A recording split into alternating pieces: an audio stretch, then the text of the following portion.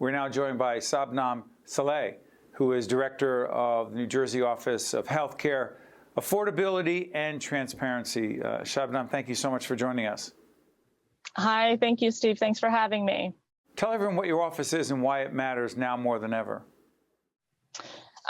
So the Office of Healthcare Affordability and Transparency, the governor set up, shortly prior to the pandemic, but now more than ever to the point, you just highlighted the COVID pandemic has had a devastating impact, but taught us many things. And now more than ever, recognizing that access to affordable, quality healthcare is critical, not only for the health and well-being of our residents and families, but to our broader communities and to our economy. So setting up this office in the governor's office was really an opportunity to double down on the administration's healthcare and affordability work so that we can make sure more of our residents, businesses, employers, all those who are purchasing health benefits have access to more affordable quality care. How is this related to the Get Covered NJ initiative being extended throughout the end of the year? Tell everyone what that is. We'll put the website up so we can be involved in an important public awareness effort. Tell everyone what it is and why it matters.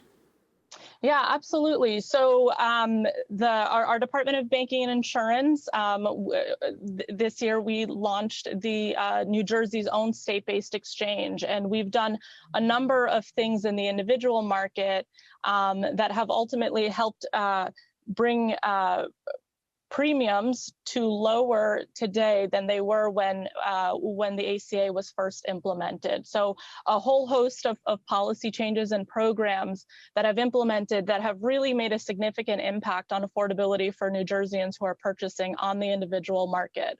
So again, there have been a number of things that the administration has led in the individual market through our Medicaid program, through our state health benefits and school employee health benefits plans. And these have made a significant impact in providing real consumer relief in the short term.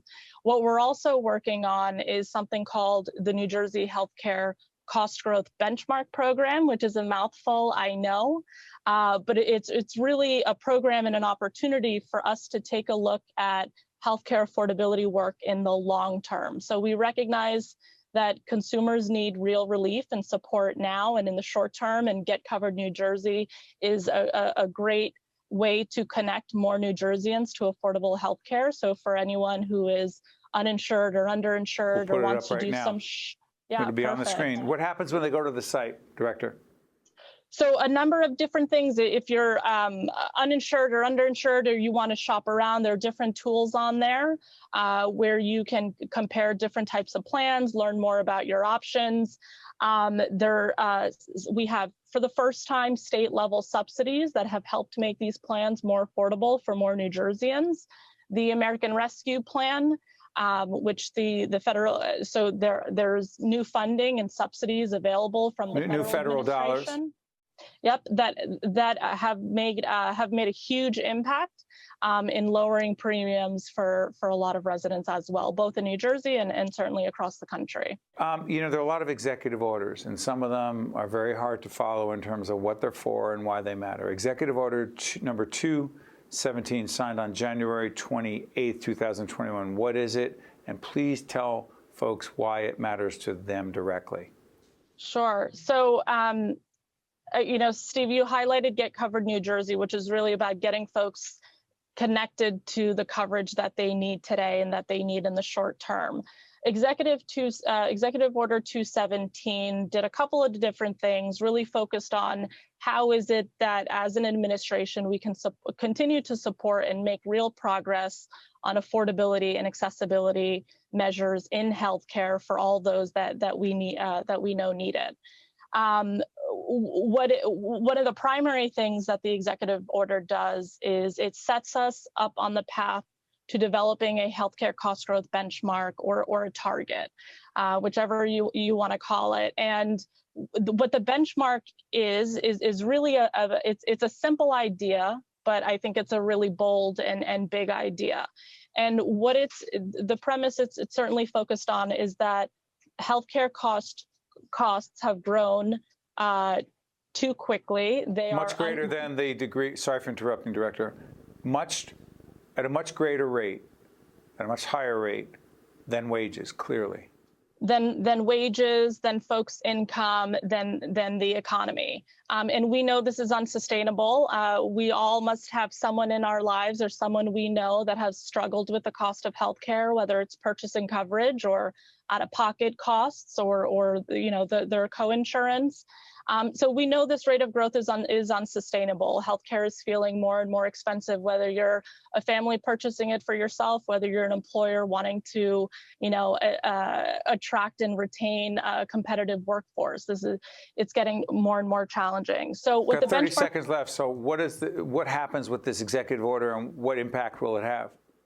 So what the benchmark program does, it brings us all together to set a common goal around how much healthcare costs should go up from year to year. We take a look at that benchmark and then we measure ourselves against that benchmark to see how we're doing. So it allows us to get a hold of the data, and we are able to use the data and transparency as a tool to understand what the cost drivers are, develop real solutions and strategies to address the most significant cost drivers and issues we see. And it really sets up, I think, for the first time in a long time, a really strong foundation for healthcare affordability work in the state for not only in the short term, but the long term as well. Could not be a more important initiative impacting millions and millions of people, not just in New Jersey, but across the nation. Director, thank you so much for joining us. We appreciate it. Thank you for having me. We thank you so much for watching, and make sure you see us next time. How do you create change? By cultivating hope. And we see that every day.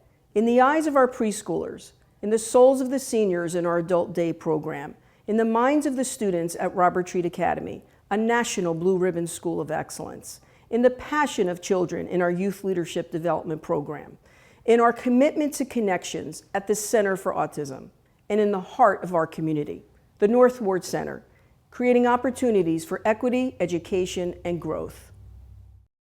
Also brought to you by Johnson & Johnson, the Robert Wood Johnson Foundation, the Healthcare Foundation of New Jersey, the New Jersey Economic Development Authority, the North Ward Center, the Fidelco Group, NJM Insurance Group, serving New Jersey's drivers, homeowners, and business owners for more than 100 years. Choose New Jersey, and by Rowan University Institute for Public Policy and Citizenship.